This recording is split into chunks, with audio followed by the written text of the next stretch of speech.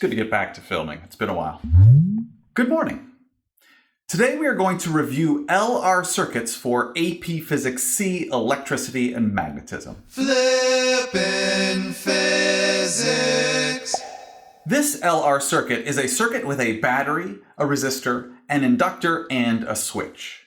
Before time t equals 0, the switch is open and it has been open for a long time. At time t equals 0, the switch is closed and remains closed. Bo, tell me what we know about the initial current in the circuit, the current at time 0. Well, the switch has been open for a while before the switch is closed. So before the switch is closed, the current in the open circuit is 0. After the switch is closed, current flows through the circuit. So after the switch is closed, current flows through the circuit. I think you forgot about the inductor in the circuit. Inductors oppose changes in current. We talked about that last time. Yeah. The inductor opposes changes in current in the circuit, so because there was no current in the circuit before the switch is closed, right when the switch is closed, the current is initially 0. But after a long time, the current will have increased to its maximum current and will stay at that current. The steady state current.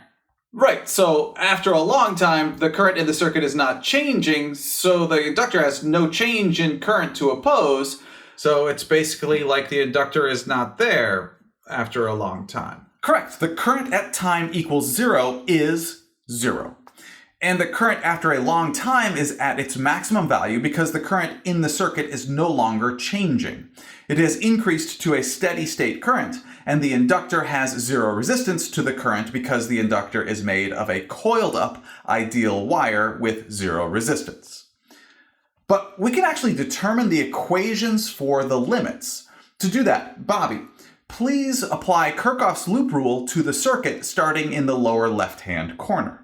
Well, Kirchhoff's loop rule states that the electric potential difference around a loop equals 0, starting in the lower left-hand corner and moving clockwise in the direction of current. That equals, well, we add the EMF of the battery because the electric potential difference across the battery in the direction of the current is from the negative terminal to the positive terminal across the battery. In other words, the electric potential increases across the battery in the direction of current. Then we subtract the electric potential difference across the resistor because the electric potential decreases across the resistor in the direction of the current. And we subtract the electric potential difference across the inductor because the electric potential also decreases across the inductor in the direction of current when current is increasing as it is here. And we can substitute current times resistance in for the electric potential difference across the resistor, and inductance times the derivative of current with respect to time for the electric potential difference across the inductor. I thought the induced EMF across an inductor equaled the negative of inductance times the time rate of change of current. Why did you not include the negative when substituting in the equation for electric potential difference across the inductor? Because we already showed the electric potential difference across the inductor goes down in the direction of increasing current through an inductor in the Kirchhoff's loop rule equation. If we included the negative from the induced EMF equation, that would make it so the electric potential across the inductor would go up across an inductor in the direction of current when it is increasing, which does not make sense. Yeah, we already included the direction. Thanks. Well done. Thanks. Billy, please use the equation Bobby just gave us to determine the remaining limits for this LR circuit. Absolutely. Well, we know that at the time initial, time t equals 0, the initial current equals 0. When we substitute that into the Kirchhoff's loop rule equation, we get 0 equals EMF minus inductance times the derivative of current with respect to time. We can rearrange that equation to get that the derivative of current with respect to time equals EMF divided by inductance. In other words, the initial value for the time rate of change of current in the inductor equals EMF over inductance. We also know that after a long time, or time is roughly equal to infinity, the final time rate of change of current in the circuit equals 0. When we substitute that into the Kirchhoff's loop rule equation, we get 0 equals EMF minus current times resistance. We can rearrange that to get current final equals EMF divided by resistance. In other words, our limits for current are that it starts at 0 and increases to EMF divided by resistance. And that means EMF divided by resistance is the maximum value this circuit will have. As we said earlier, after a long time, the circuit behaves as if the inductor is not there because this is the value the current in the circuit would have if there were no inductor in the circuit. And the other limits are that the derivative of current with respect to time starts at a value of EMF divided by inductance and decreases to 0. And that means EMF divided by inductance is the maximum value the time rate of change of current will have in this circuit. Thank you, Billy. And now, the moment we have all been waiting for. We are going to derive the equations for current as a function of time and the time rate of change of current as a function of time. Who's been waiting for that? I have. Me? I've been waiting for that. Then let's get it started in here. Before we get started, So many preambles. yeah, well, there's a lot to understand here. You're telling me. Yes? Yes, I am. Okay. Before we get started, please realize these derivations are very similar to the derivations we did for resistor capacitor circuits, or RC circuits, and the motion equations with a drag force. Oh, okay. Yeah. Here we go. Going back to the Kirchhoff's loop rule equation for this LR circuit, 0 equals EMF minus current times resistance minus inductance times the time rate of change of current. We can move inductance times the derivative of current with respect to time to the left-hand side of the equation, and we now divide the whole equation by resistance. And now we are going to use U substitution. U substitution. We let the variable U be equal to EMF divided by resistance minus current. Now, I will say that these initial steps, including the U substitution, are the ones which are the easiest to forget in this derivation. So I do suggest you indicate somehow in your lecture notes to specifically remember those initial steps. Please. Will do. Sure. Lecture notes. Now, realize we have the derivative of current with respect to time in our equations. That means we need to be identifying infinitesimally small changes in variables in these equations. Looking at the equation variable U equals EMF divided by resistance minus current, if we identify the infinitesimally small change in variable U, or du, Bobby, what is du equal to? du is equal to, well, EMF and resistance are constants, which means they do not change over time, so there is no change in EMF over resistance. So the infinitesimally small u, or du, equals the negative of the infinitesimally small current, or di, right? Correct, Bobby. And when we substitute U and negative du into our equation, we get inductance divided by resistance equals the negative of the derivative of U with respect to time, all equals U. And then rearrange the equation to get U and du on the left-hand side, and everything else on the right-hand side. We now have du over U equals the negative of resistance divided by inductance times dt. And now we can take the integral of both sides. And we need to identify the limits on both integrals. The limits on the integral on the left-hand side, where we are taking the integral with respect to the variable U, are just U initial and U final. Billy, what are the limits on the integral on the right-hand side of the equation? I'm not sure. It's an integral with respect to time, so I'm asking what the initial and final values for time in this integral should be. Okay. Time initial is when the switch closes, which is time equals 0, so the initial condition for time is 0. The final condition for time, well, after a long time, the current is... Actually, we're not looking for what the current is after a long time. Remember, we are solving for equations for this LR circuit as functions of time. Okay, I get it. Time varies from 0 to time t.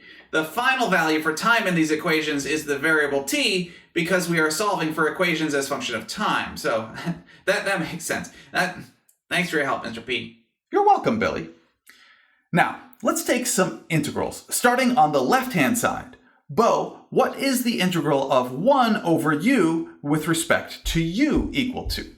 We know the integral of the multiplicative inverse of x minus a constant a with respect to x equals the natural log of the absolute value of x minus the constant a.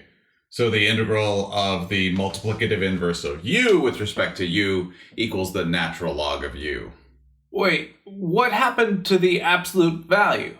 Yeah, In this case, U equals EMF divided by resistance minus current, and current varies from 0 to EMF divided by resistance. That means the variable U is never negative. Therefore, we can remove the absolute value from the natural log equation. Oh. Then the left-hand side of the equation is the natural log of u from u initial to u final. And the right-hand side of the equation, well, resistance and inductance are constants and can be taken out from the integral. And the integral of 1 with respect to time is just time. Billy, please work on it from here. absolutely. Let's substitute in initial and final conditions on the left-hand side. The natural log of u final minus the natural log of u initial equals the natural log of u final divided by u initial. Substituting in limits on the right-hand side gives us negative resistance divided by inductance times time. This is just like deriving RC circuits and drag force equations because now we take e to the power of both sides. On the left-hand side, e to the power natural log of u final divided by u initial is just u final divided by u initial. We can multiply both sides by u initial. From here, U final equals EMF over resistance minus current final, and U initial equals EMF over resistance minus current initial. However, current initial equals 0, so U initial actually equals just EMF over resistance. cool. Thanks, Bo. Yep. We can substitute those equations in for u final and u initial, move EMF divided by resistance to the right-hand side, multiply through by -1, and factor out EMF divided by resistance, and we get that the current as a function of time in this LR circuit equals EMF divided by resistance times the quantity 1 minus e to the power negative resistance times time divided by inductance. And EMF over resistance is the maximum current in the circuit, so you could substitute current maximum into the equation if you wanted to. Absolutely. Well done. Notice this fits our limits for current because when we substitute 0 in for time in our current as a function of time equation, we get e to the power 0, which equals 1. And 1 minus 1 equals 0, and we already showed that the current in the LR circuit starts with a value of 0. And when we substitute infinity into the same equation, we get e to the negative infinity, which equals 0, which gives us EMF divided by resistance for the final current in this LR circuit after a long time, which again matches what we determined earlier for that final steady state current in the circuit. Nice. Yep. And we can also determine the time rate of change of current as a function of time. All we need to do is take the derivative of the current equation we already derived. Bo, what do we get when we take that derivative? Sure. The derivative with respect to time of EMF over resistance minus EMF over resistance times e to the power negative resistance times time over inductance. Well, EMF and resistance are both constants, so the derivative of EMF over resistance with respect to time is 0, and negative EMF over resistance can be taken out of the derivative. The derivative with respect to time of e to the power negative resistance times time over inductance equals, well, we know the derivative of e to the power a times x with respect to x equals a times e to the power a times x. So the derivative with respect to time of e to the power negative resistance times time over inductance equals negative resistance over inductance times e to the power negative resistance times time over inductance. Resistance cancels out, and a negative times a negative is a positive, and we get that the time rate of change of current as a function of time equals EMF over inductance times e to the power negative resistance times time over inductance. And we already showed that EMF over inductance is the maximum value for the time rate of change of current in this LR circuit, so we can substitute that into the equation. Excellent, Bo. Thank you. Yeah. Again, notice that this fits our limits because when we substitute 0 in for time, we get e to the power 0, which gives us the initial time rate of change of current equals EMF divided by inductance, which is what we derived earlier.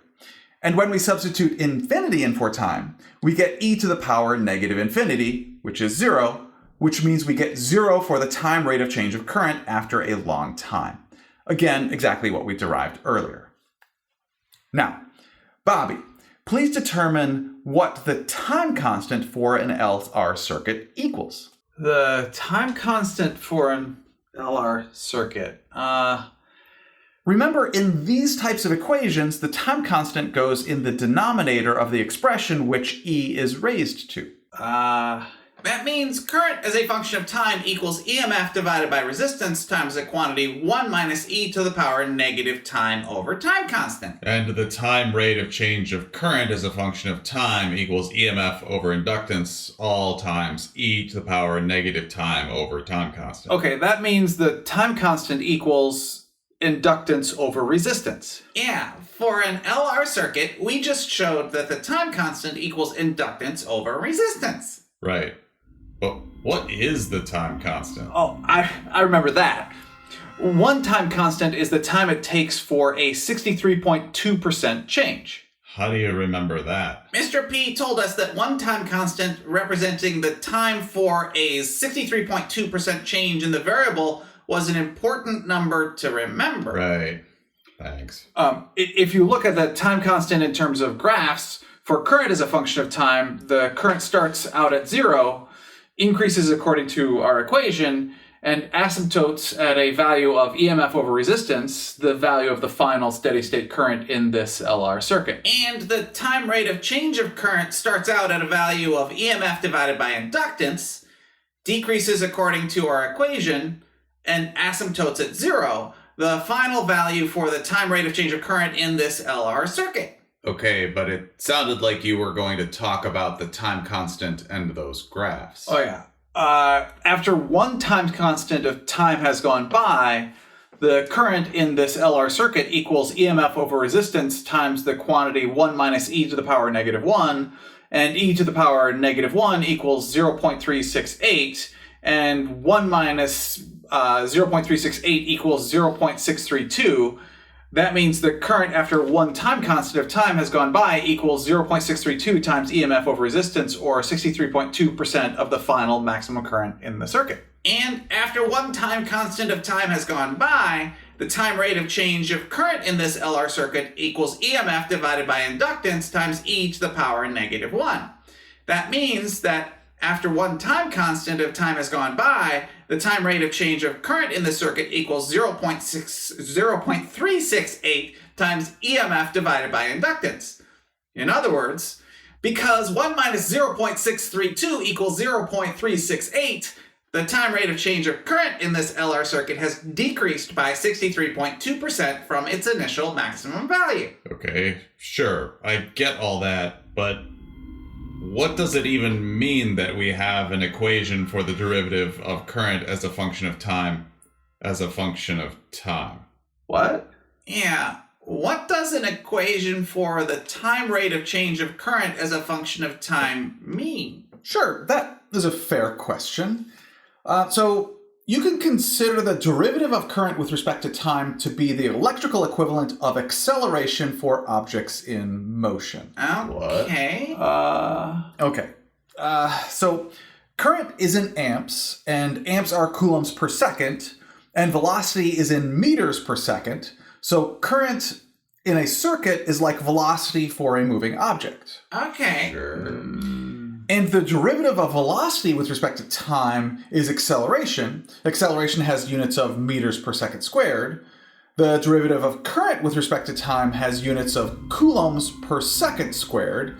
So the derivative of current with respect to time for a circuit is like acceleration for a moving object. Okay. So at the very beginning, the time rate of change of current is at its maximum value because the current is experiencing its greatest change with respect to time. And the slope of current with respect to time has its greatest magnitude. And at the very end, the current is not changing, so the time rate of change of current as a function of time is 0.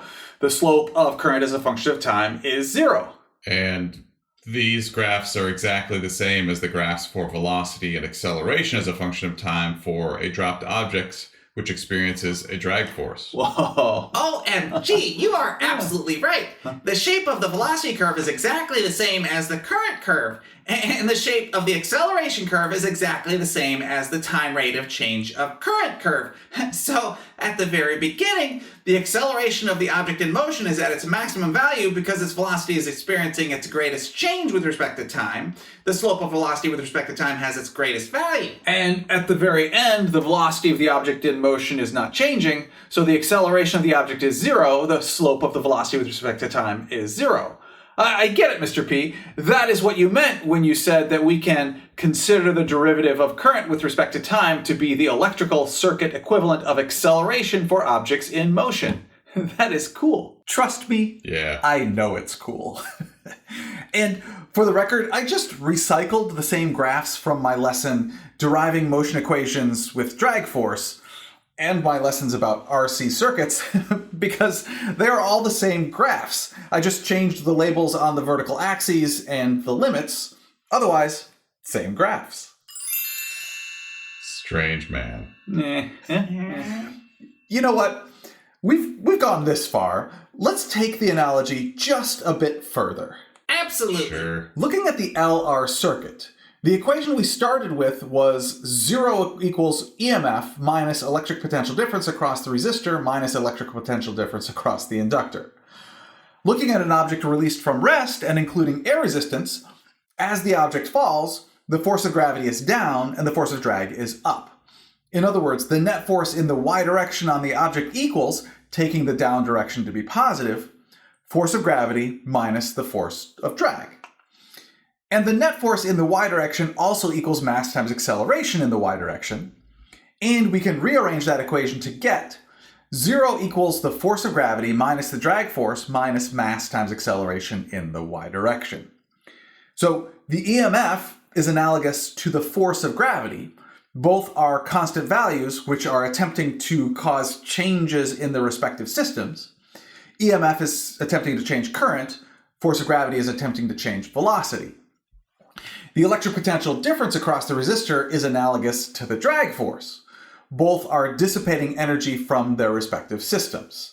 The resistor is converting electric potential energy to heat, and the drag force is converting gravitational potential energy to heat. The electric potential difference across the inductor is analogous to mass times acceleration. When we substitute inductance times the derivative of current with respect to time in for the electric potential difference across the inductor, and the derivative of velocity with respect to time in for acceleration, you can see that inductance is analogous to mass. Inductance opposes changes in current. Mass opposes changes in velocity, because mass is a quantitative measure of inertia, and inertia is the tendency of an object to resist acceleration. And the derivative of current with respect to time is analogous to the derivative of velocity with respect to time, or acceleration, which is what I meant when I said we can consider the derivative of current with respect to time to be the electrical circuit equivalent of acceleration for objects in motion. Oh. The units don't match up, though. Electrical potential difference is in volts, which are joules per coulomb, and joules are newtons times meters, so electric potential difference is in Newton meters per coulomb. However, force is just in newtons. Right. I said it's an analogy. The units don't match, however, their behaviors do. Okay, sure. Okay. That concludes my review of LR circuits for AP Physics C, Electricity and Magnetism. Next time, we are going to review LC circuits. Thank you very much for learning with me today. I enjoyed learning with you.